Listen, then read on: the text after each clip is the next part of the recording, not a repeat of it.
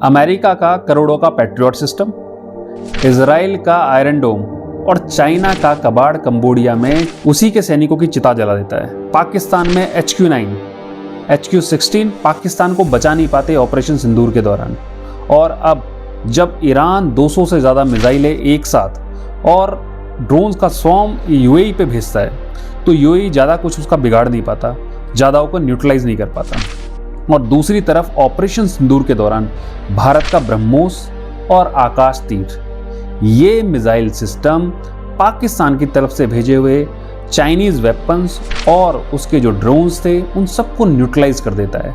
और एक भी ऐसा सिस्टम भारत के किसी भी एक पर्टिकुलर जगह पर किसी भी टैक्टिकल लोकेशन और स्ट्रेटेजिक लोकेशन तक पहुंच ही नहीं पाता है। तो यहाँ से पता चलता है कि भारत का जो मिसाइल सिस्टम है, जो एयर डिफेंस सिस्टम है, कितना मजबूत था और मजबूत है। तो यहाँ पे एंट्री लेता है UAE, और UAE को लगता है कि अब पैट्रियट और आयरन डोम से भी आगे जाकर उसको ब्रह्मोस और आकाश तीर के बारे में सोचना है, और वो आता है भारत की तरफ, और भारत की तरफ वो देखने लगता है। तो दोस्तों, आज हम बात करेंगे कि ये UAE को अचानक से भारत के वेपन्स का चस्का क्यों लग गया है, उसे क्यों लग रहा है कि वो उसे अपने वेपन सिस्टम को डाइवर्सिफाई करना चाहिए।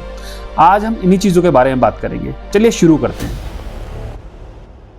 देखिए, ईरान ने जब UAE के ऊपर 200, 250, 300 मिसाइलें एक साथ फायर करी, पूरा का पूरा ड्रोन्स का एक स्वॉर्म उसने वहां पे भेजा, तो वहां से UAE को याद आने लगती है, क्योंकि UAE अभी चारों तरफ अपने दुश्मनों से घिरा हुआ है।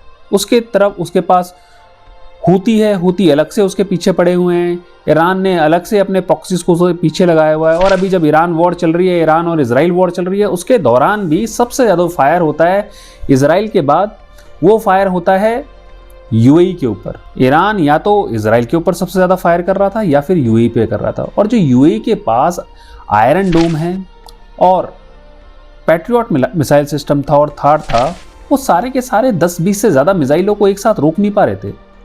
तो अब फिर UAE को लगने लगता है कि उसे कहीं ना कहीं अपने वेपन सिस्टम को डाइवर्सिफाई करने की ज़रूरत है। जितने ईरान ने शाहिद ड्रोन्स फायर किए, उतने ज़्यादातर तो अपने निशाने पर पहुंचे हैं, ज़्यादातर ने UAE को नुकसान ही पहुंचाया। और उन चीज़ों से समझ में आता है कि UAE ने अब ये डिसाइड कर लिया कि उसे बाकी देशों की जो बातें हैं, जो वेस्टर्न कंट्रीज़ हैं, उसके वेपन्स वो लेगा तो सही, लेकिन उन वेपन्स को वो डाइवर्सिफाई यानी कहीं और से ही वेपन्स खरीदेगा। सिर्फ ऐसा नहीं कि वो वेस्टर्न कंट्रीज से ही वेपन खरीदेगा। अब उसे समझ में आ रहा है कि जब मास अटैक हो रहा है, जब स्वॉर्म अटैक हो रहा है, दुश्मन एक साथ उसके ऊपर तबाही मचा रहा है, तो उसे कुछ और भी ऐसे वेपन सिस्टम की ज़रूरत है जो बैटल प्रूवन है, जिनको अभी हाल ही में बिल्कुल लड़ाई के दौरान प्रूव किया जा चुका है। भारत की ब्रह्मोस क्रूज मिसाइल, भारत का आकाश तीर डिफेंस सिस्टम, ये सारे के सारे ऐसे सिस्टम हैं जो कि आज इस वक्त भारत का जो दम है ना, वो पूरी की पूरी दुनिया में उसको गुंजवा रहे हैं। भारत का वेपन सिस्टम जब पाकिस्तान पे अटैक करता है, और पाकिस्तान का प्रधानमंत्री, पाकिस्तान का फील्ड मार्शल आसिम मुनीर खुद बोल रहा है कि उन लोगों ने सोचा ही नहीं था कि सिर्फ 15 से 20 सेकंड का टाइम मिलेगा उनको, और उनके जो डिफेंस सिस्टम है, उनके रडार्स है, वो पकड़ ही नहीं पाएंगे कि ब्रह्मोस आई और सब कुछ तबाह करके चली गई। और पूरी दुनिया को वो लोग प्रेज करके बोल रहे हैं कि ब्रह्मोस ने कितना नुकसान पाकिस्तान में पहुंचाया। इन्हीं चीज़ की तस्दीकों की वजह से आज भारत का ब्रह्मोस हर जगह गुंजायमान है। पूरी दुनिया भारत के ब्रह्मोस के पीछे पड़ी हुई है। जो कंट्रीज़ पहले चाइनीज़ वेपन, जो कि सस्ते चाइनीज़ वेपन थे, उनको सिर्फ और सिर्फ एज ए कबाड़ समझ रही, क्योंकि चाइनीज़ वेपन हर जगह फेल हुए हैं। चाइनीज़ वेपन थाईलैंड और कंबोडिया की वॉर के बीच में फेल हुए, ईरान में फेल हुए, और पाकिस्तान में तो मिजरेबली फेल हुए हैं।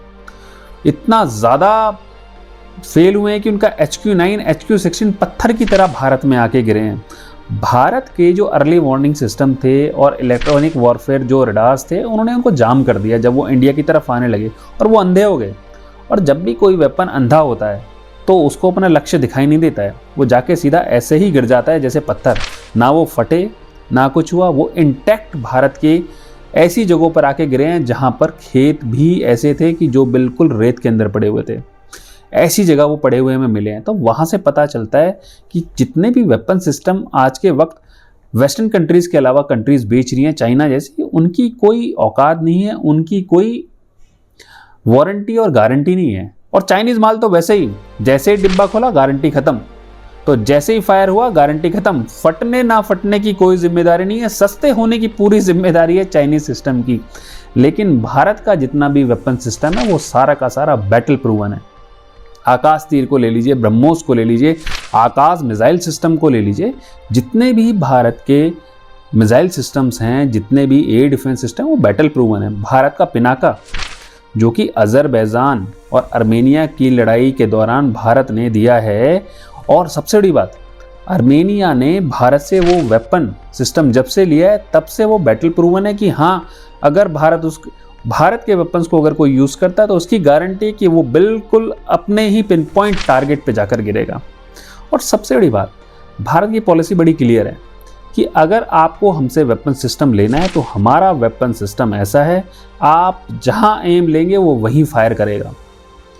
और अब बात करते हैं बाकी वेपन सिस्टम की। देखिए, पैट्रियट मिसाइल सिस्टम है, थर्ड है और आयरन डोम है। देखिए, उन्होंने रोका कुछ मिसाइलों को, लेकिन वो पूरे के पूरे स्वॉर्म को रोक नहीं पाए। पूरे के पूरे मिसाइल जब एक साथ आए उनको रोक नहीं पाए। लेकिन जब भारत में ऐसा हुआ, पूरा का पूरा ड्रोन का स्वॉर्म भारत ने रोका, भारत के आकाश तीर ने रोका। HQ-9 आया, चाइनीज़ वेपन सिस्टम, HQ-16 आया, उसको भारत के मिसाइल सिस्टम ने रोका। और वो भी सबसे बड़ी बात, इंडिजिनस मिसाइल सिस्टम है सारा का सारा भारत का, जिसने रोका। भारत की ब्रह्मोस, जिसमें 75% से ज़्यादा कंपोनेंट इंडियन है, उस वेपन सिस्टम ने पाकिस्तान के अंदर आतंक मचा दिया। उसी का वजह से वियतनाम, ताइवान, ये सभी भारत के इस सिस्टम को लेना चाह रहे हैं और सबने लिए हैं। इंडोनेशिया लाइन में है, अब UAE लाइन में है, और बहुत सारी कंट्रीज़ हैं जो उसमें बहुत ज़्यादा इंटरेस्ट दिखा रहे हैं। देखिए, ईरान और इजराइल की जो वॉर है ना, इसने UAE को एक चीज़ तो बता दी है कि वो कितना ही दूसरे देशों के वेपन सिस्टम के ऊपर कितना भरोसा कर ले, लेकिन वो भरोसा कहीं ना कहीं उसको नुकसान ही देगा, क्योंकि उसके जितने मिसाइल सिस्टम है वो सारे के सारे फेल हुए हैं। और भारत की बात करें तो जब भारत ने, हमें सिर्फ एक चीज़ की बात करनी ज़रूरी है कि मॉडर्न टाइम में अगर किसी भी वेपन सिस्टम ने अपने आप को प्रूव किया है तो उसमें हमारा ब्रह्मोस और हमारे मिसाइल सिस्टम बहुत ज़्यादा ऊपर है। जब ऑपरेशन सिंदूर हुआ था, पाकिस्तान के जो आतंकवादी थे उन्होंने 26 भारतीयों को, निर्दोष भारतीयों को पहलगाम में मारा। उसके बाद भारत ने बिल्कुल प्रिसीजन स्ट्राइक करी। भारत की ब्रह्मोस को हमारे MK-30 जो सुखोई विमान हैं, Su-30, वो लेके गए और पाकिस्तान के डिफेंस सिस्टम को भनक तक नहीं लगी। और 9 ऐसी जगहें थी पाकिस्तान के जहां पर आतंकवादी बैठे हुए थे, उन सभी को उन्होंने न्यूट्रलाइज किया और पाकिस्तान को भनक तक नहीं लगी। उसके बाद पाकिस्तान ने अगले 2 दिनों तक अपने ड्रोन्स का स्वॉर्म भेजा। उस ड्रोन स्वॉर्म को भारत के आकाश तीर मिसाइल सिस्टम ने बहुत केयरफुली और टैक्टफुली और बिल्कुल परफेक्ट तरीके से उस सभी उनके जो ड्रोन्स थे उनको न्यूट्रलाइज किया। पाकिस्तान का एक भी जो वेपन था, जो मिसाइल्स थी और जो ड्रोन था, वो भारत के किसी ठिकाने पर नहीं पहुंचा। दूसरी तरफ पाकिस्तान खुद बोलता है कि इंडिया ने हमारे जिन जिन जगहों पर निशाना बनाया वहाँ हमें पता ही नहीं चला, 15 से 20 सेकंड पहले हमें पता चला था कि ब्रह्मोस आके मार के चली गई। इसे बोलते हैं प्रिसीजन स्ट्राइक। त्वरित गति से हवा का झोंका आया, ब्लास्ट हुआ और सब कुछ खत्म। ये पाकिस्तान के साथ हुआ और इसकी तस्दीक पाकिस्तान कर रहा है। ये सबसे बड़ी सोचने की बात है। देखिए, चीन का जितना भी वेपन सिस्टम है ना, वो सारा का सारा कबाड़ है, उसकी कोई गारंटी नहीं है और उसका फेलियर बहुत बड़ा है। देखिए, जब कंबोडिया और उसकी थाईलैंड की वॉर चल रही थी तो कंबोडिया में उनका रॉकेट सिस्टम था टाइप 90B। उसमें उस रॉकेट सिस्टम में लोड करते हुए और ट्यूब के अंदर लोड किया उन्होंने और ट्रिगर दबाया, बटन दबाया, ट्यूब के अंदर ही मिसाइल ब्लास्ट हो गई। उसके 8 सैनिक मरे कंबोडिया के वहीं पे ही। उसके बाद वहाँ पे टाइप 56 असॉल्ट राइफल है चाइना की, वो वहीं जाम हो रही हैं, वहीं पे जाम हो जा रही हैं, वो फायर ही नहीं कर रही हैं। एक असॉल्ट राइफल फायर नहीं कर रही है चाइना की। और कंबोडिया की पूरी आर्मी में जितने भी वेपन सिस्टम है ज़्यादातर चाइनीज़ है और सब मेजरेबली फेल हुए हैं, मेजरेबली फेल। थाईलैंड ने बिल्कुल दबा के धोया। उसके बाद अभी ईरान के अंदर जो चाइनीज़ वेपन सिस्टम थे वो भी बहुत बुरी तरह से फेल हुए हैं। तो पूरी दुनिया को पता है कि सिर्फ सस्ता होना ज़रूरी नहीं है, उसका कारगर भी होना ज़रूरी है। पाकिस्तान का जो GF-17 प्लेन है उसे जंक फाइटर बोलते हैं, जंक फाइटर 17। उसके चलते चलते हवा के अंदर ही जो इंजन है वो बंद हो जाता है। जो चाइनीज़ फाइटर जेट है वो चलते चलते ही हवा में ही बंद हो जाता है उसका इंजन। तो वहाँ से समझ में आता है कि कितना सब स्टैंडर्ड है वो। चाइना के हथियार सारे के सारे सब स्टैंडर्ड है और पूरी दुनिया अब चाइना से इन हथियारों से तो तौबा करने लगी है। तो वहाँ से अब जो डिफेंस मार्केट है, ग्लोबल डिफेंस मार्केट है, उसमें कहीं ना कहीं आपको एक जो गैप है उसको फिल करने के लिए कोई चाहिए और उसके लिए भारत तैयार है। उस गैप को फिल करने के लिए आज भारत तैयार है। भारत के साथ इजराइल, बिल्कुल अभी बातें चल रही हैं, इजराइल भारत के साथ आकर डिफेंस पैक्ट करना चाहता है, साझेदारी करना चाहता है और बिल्कुल म्यूचुअल तरीके से दोनों मिलकर वेपन सिस्टम्स को डेवलप करना चाहते हैं। फिलीपींस, वियतनाम भारत से ऑलरेडी ब्रह्मोस ले चुके हैं। देन इंडोनेशिया और यूएई अब लाइन में लग गए हैं। देखिए अभी तक डील का जो यूएई के साथ जो डील हो रही है उसके बारे में अभी तक कुछ पता नहीं चला कि वो कितने करोड़ों की या अरबों की हो रही है, लेकिन नेगोशिएशंस तो चल रहे हैं।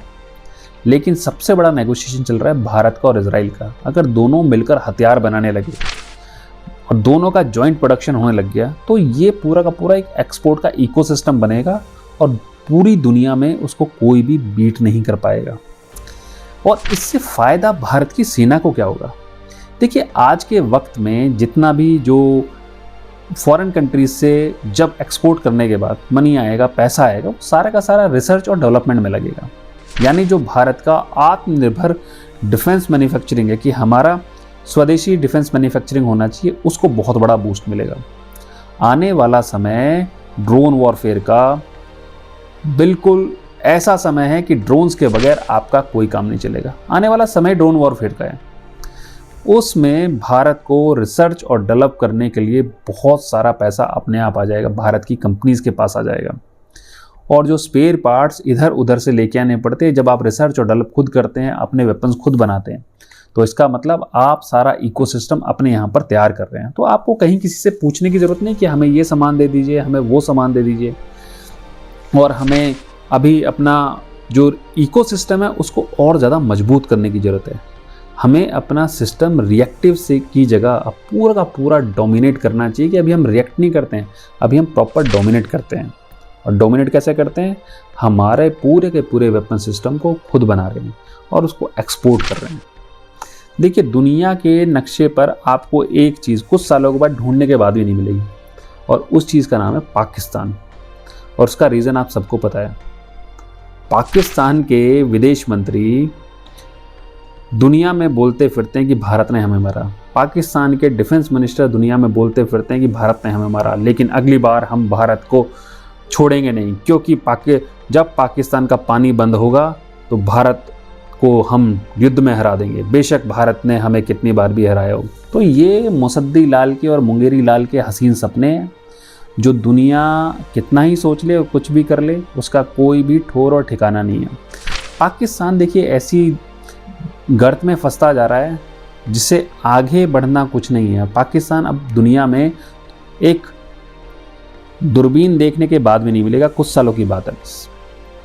तो इसलिए भारत का डिफेंस सिस्टम और भारत के जो डिफेंस वेपन है वो दुनिया में अब अपने आप ही बोलना शुरू करेंगे कि हाँ, और दुनिया अपने आप ही उनको लेना शुरू करेगी। तो दोस्तों आपको मेरा एनालिसिस कैसे लगा? लाइक और सब्सक्राइब पक्का कीजिएगा। जय हिंद, जय भारत।